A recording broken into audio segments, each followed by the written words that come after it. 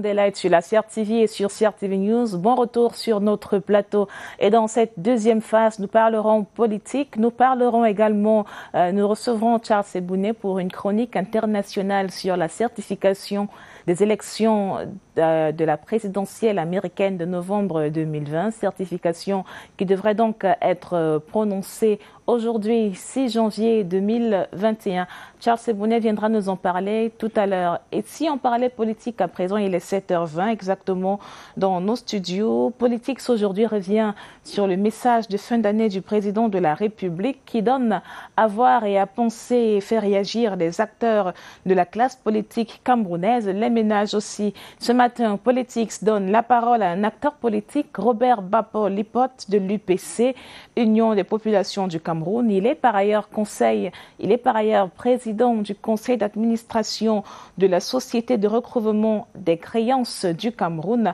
L'entretien est conduit par Séverin Ali Gambélé. Regardez, c'est Politics.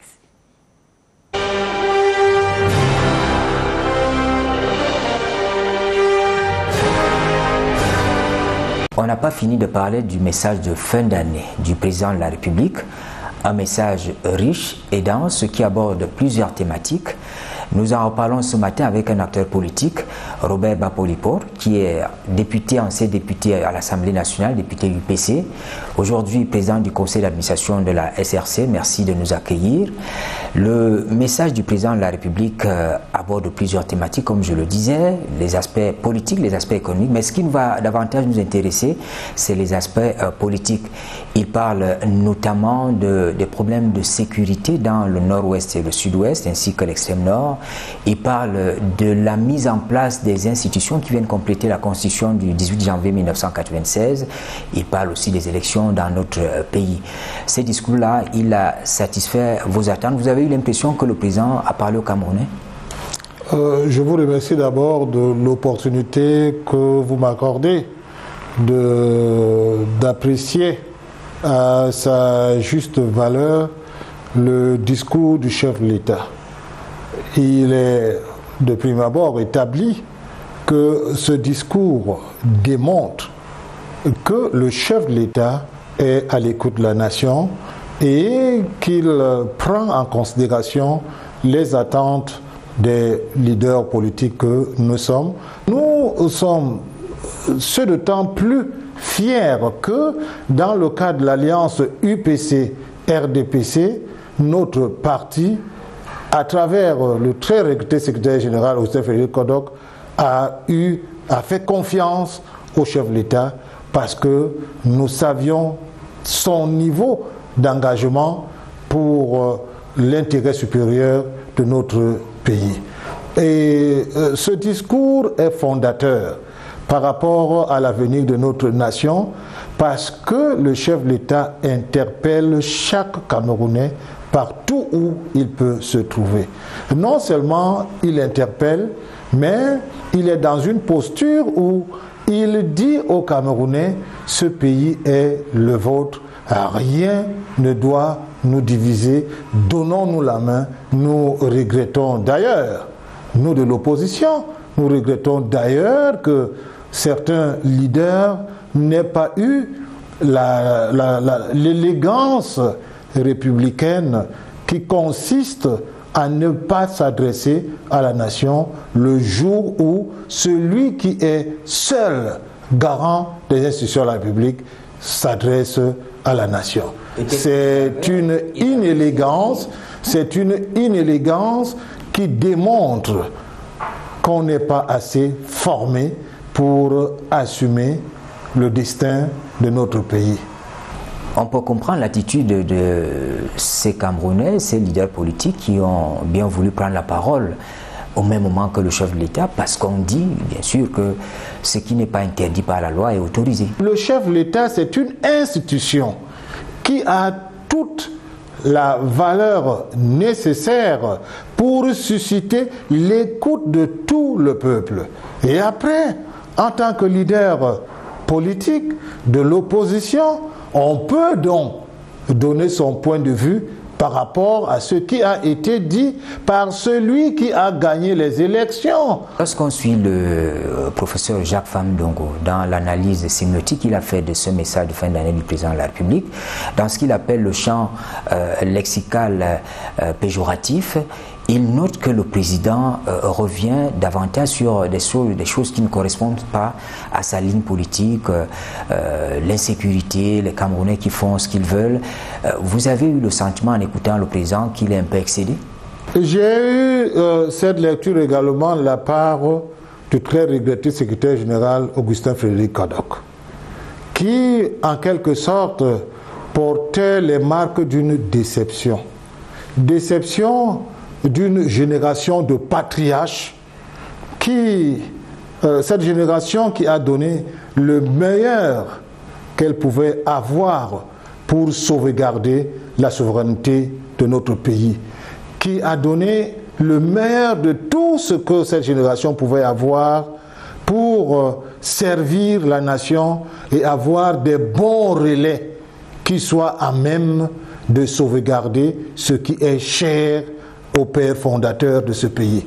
Donc, c'est une certaine déception d'un patriarche, parce que n'oublions pas aujourd'hui, hein, le président Paul Biya est devant la sublime porte de l'histoire.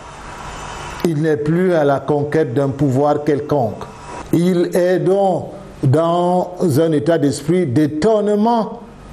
Et je vais vous le dire, les yeux dans les yeux, parfois nous avons honte de notre génération, la nôtre. Qu'est-ce qui peut expliquer qu'une génération qui n'avait parfois pour grand diplôme que le CEPE, le BPC, qu'une telle génération ait pu donner une république très jalouse de sa souveraineté, très jalouse de sa liberté, et qu'aujourd'hui, la nouvelle génération de docteurs, de professeurs, ça donne à développer une approche satellitaire qui voudrait que nous soyons tout simplement des miroirs de certaines officines qui rêvent de la déstabilisation de notre pays. Mais la génération du président Biya avait une seule préoccupation au moment où il fallait accéder aux indépendances. Il fallait cette indépendance, il fallait construire un État, une nation forte. Aujourd'hui, il y a beaucoup de distractions, le contexte a changé.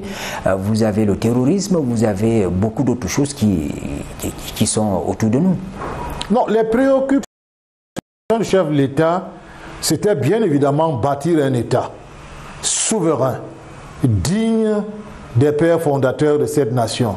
Aujourd'hui, les batailles ne portent pas sur la sauvegarde de la souveraineté. Les batailles portent sur l'ego personnel, d'où l'inquiétude du chef de l'État, du haut de sa position, qui a le regard du sage et qui constate avec beaucoup d'amertume que la nouvelle génération est quelquefois dans des approches indignes d'être héritier des pères fondateurs de cette nation.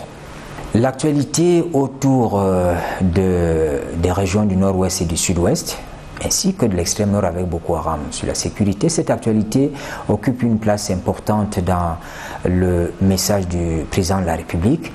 Il le dit clairement, il y a des Camerounais tapis dans l'ombre qui sont d'ailleurs accueillis par des pays étrangers qui, comme vous l'aviez relevé, constituent des officines pour déstabiliser le Cameroun. Ce message, on l'a entendu, hein, on a l'impression que c'est le même qui revient. Le chef de l'État, de sa posture de sage, a donné toutes les opportunités à ceux qui ont pris les armes de les déposer pour rentrer dans la République et poser autrement le problème. Et aujourd'hui, rien ne peut justifier l'extrémisme qu'on observe dans le nord-ouest et le sud-ouest. Voilà pourquoi, pour l'Union des populations du Cameroun, nous l'avons toujours relevé en apportant notre soutien au chef de l'État, aux forces de défense et de sécurité, nous l'avons toujours dit, ceux qui ont pris les armes contre les institutions de la République doivent les déposer. Il n'y a pas de négociation possible, ni à demander à ceux qui ont prêté serment sous le drapeau pour sauvegarder l'unité, la souveraineté de notre peuple, de les déposer. Dans ce message, il y a un rappel qui est fait de tout ce qui a été monté pour une belle architecture institutionnelle au Cameroun, le renforcement de nos institutions. Le président liste un ensemble d'élections, d'échéances électorales qui ont été respectées jusqu'au 6 décembre avec l'élection des conseillers régionaux. Tout cela rentre dans votre ligne d'observation. Vous vous dites on a suffisamment avancé dans ce domaine aussi. N'oubliez pas que l'UPC, à travers l'alliance UPC-RDPC, est comptable de l'engagement du gouvernement camerounais. Et nous sommes fiers de voir que dans le cadre de l'alliance UPC-RDPC, nous avions posé le problème de la modernisation de cadres institutionnels, de l'engagement ferme pour la démocratie au Cameroun. Et aujourd'hui, lorsqu'on est un politique honnête, on peut affirmer sans risque de se tromper que le cadre institutionnel de promotion de la démocratie et d'expression de la souveraineté populaire, ce cadre est là. Et l'UPC le dit haut et fort que le cadre institutionnel qui est le nôtre fait des élections la seule voie pour accéder au pouvoir au Cameroun. Le président commence son message par un fait d'actualité, la lutte contre la maladie à coronavirus, c'est une pandémie mondiale. Il recense un tout petit peu tous les efforts qui ont été faits au Cameroun, les politiques publiques qui ont été mises en place pour contenir cette maladie. Malheureusement, il constate aussi qu'il y a du chemin à faire. Entre-temps, on observe des disputes autour de la gestion de cette pandémie.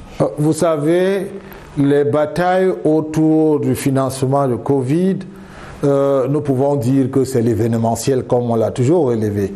Parce que jusqu'au moment où nous parlons, il n'y a pas un argument rationnel qui puisse remettre en cause la gestion des fonds Covid au Cameroun.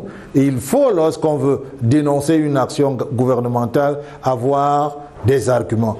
Mais s'il faut faire dans l'événementiel, on est là dans une approche politique qui ne cadre pas avec des données réelles, des faits réels. Et nous sommes, au niveau de l'Union population du Cameroun, satisfaits de voir que les Camerounais ont, dès le départ, pris en considération les mesures gouvernementales concernant la lutte contre le Covid-19. Et aujourd'hui, ce qu'on peut tout simplement relayer, c'est qu'il ne faut pas baisser la garde, il faut maintenir, respecter les mesures barrières parce que nous ne sommes pas encore sortis de l'ornière. Merci pour cet éclairage. C'est moi qui vous remercie de m'avoir donné l'opportunité de parler à la suite du chef de l'État. Mesdames, Messieurs, merci de nous avoir suivis. Bonne suite des programmes sur la CRTV.